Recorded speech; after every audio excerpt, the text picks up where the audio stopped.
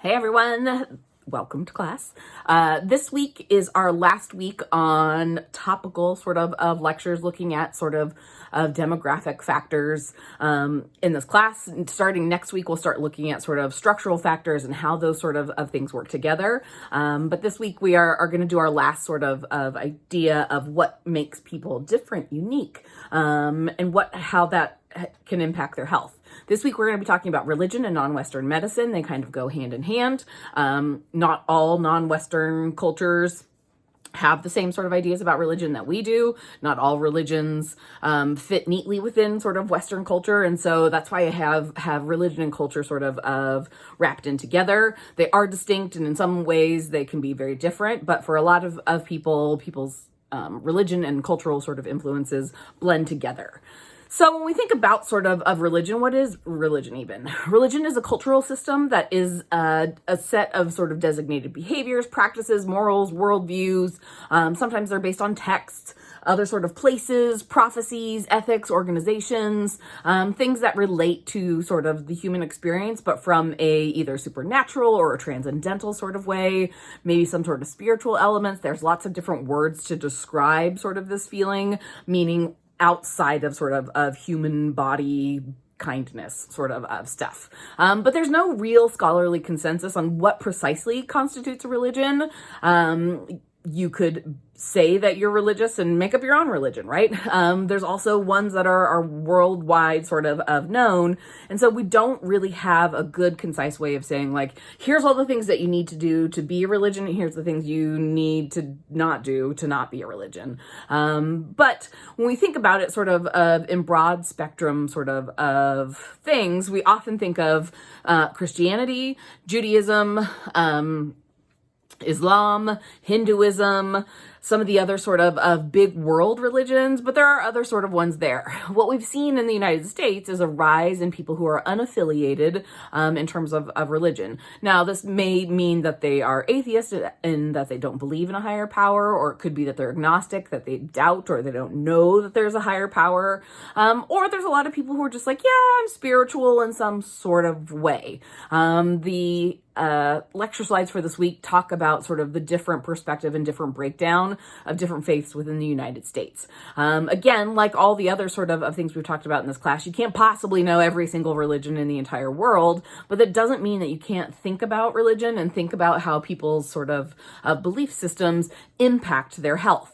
There's over 310 religious denominations represented in the U.S., so those are just the official ones. Again, when we start talking about of how we delineate those, it gets a little murky, but for the large part, over 310 based on U.S. Census of characteristics of people responding to what kind of religion they are.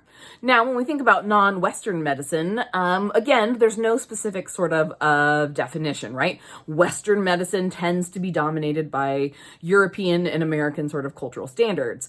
Non-Western medicine means not American or European, and so that could be a lot of things, but even that is problematic, right? Because there are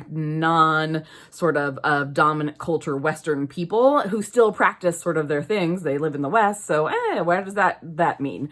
In general, when we think about of non-Western medicine, we think of it in a couple of different ways. Our biggest of one that we draw on is traditional Chinese medicine. Traditional Chinese medicine is the longest and most popular system of non-Western medicine. It's actually longer than Western medicine. Chinese culture and history is rife with lots of examples of how the Chinese were able to develop highly attuned medical information, study reflections of the body for thousands and thousands and thousands of years before America was even a country, or Europe was still in its infancy.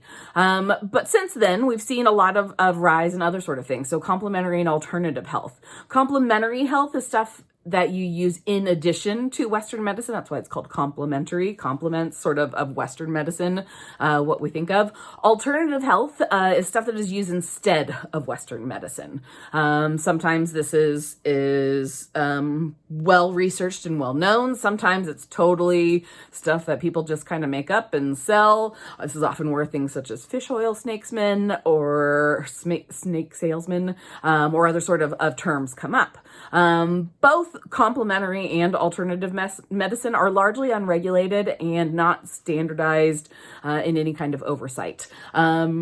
Part of that is just because there are so many of them out there, and part of it is because oftentimes they aren't supported by big picture sort of research and medicine. That doesn't mean that they're all trash. There's a lot of things that we know have some very good sort of basis. The National Institutes of Health, the NIH, has an entire section for complementary and alternative medicine. Clearly, it's something that is really important. Now, just because it is not always something that is regulated or researched doesn't mean it's not also harmful or not harmful. There are different sort of things that you have to take into consideration when you're thinking about these different sort of things.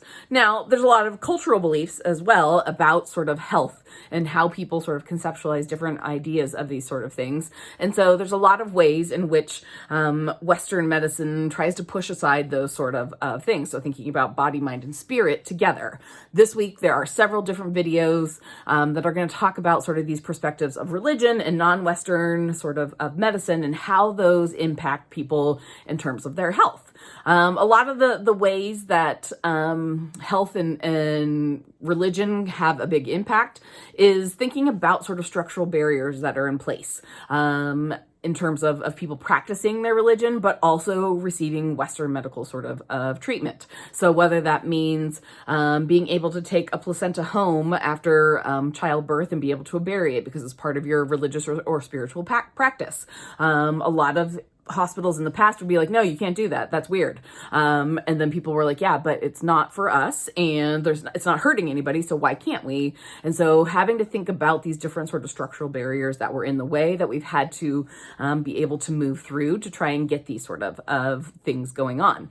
Now, there are things that sometimes will prevent people from accepting different sort of healthcare. We know that Jehovah's Witnesses, for instance, don't accept blood transfusions, right? That's a big issue, right? If you're in a car accident and you're bleeding profusely, it is still your religious right to say, no, I don't want a blood transfusion because this is part of my religion. Now, we know that the alternative might be that you might die or might have other sort of things happen, but that doesn't mean that in the pursuit to save your life, we have to push our sort of ideas of what is best on you if it's something that's contradictory to your religious sort of faith. And so we have to think about these sort of things and how those intersect in terms of treatment and medical care.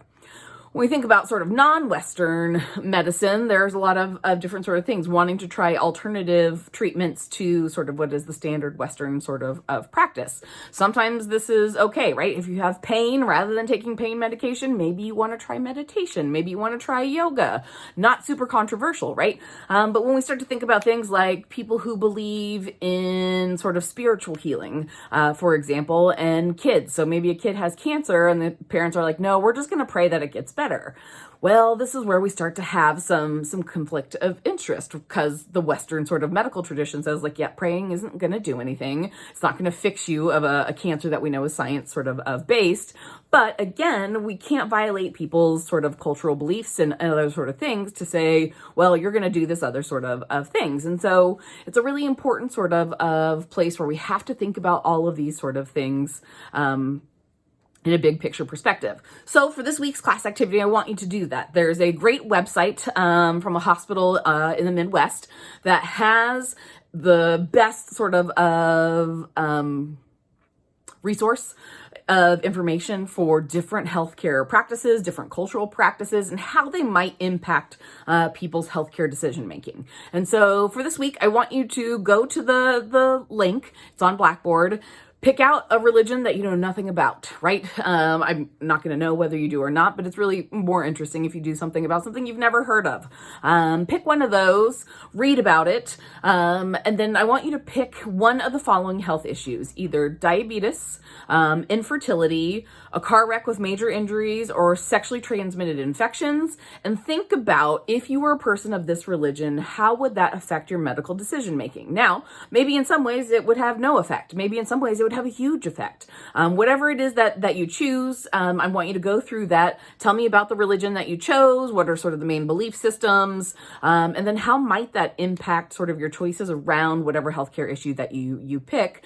And then thinking broadly, how would we be able to, in a clinical setting, make accommodations for somebody who has this belief system that is maybe different than sort of what our Western medical sort of system is set up to care for. Okay, so that's this week's class activity, a little hands-on sort of think about it sort of thing. If you have any questions, give me a message or an email, and have a great week.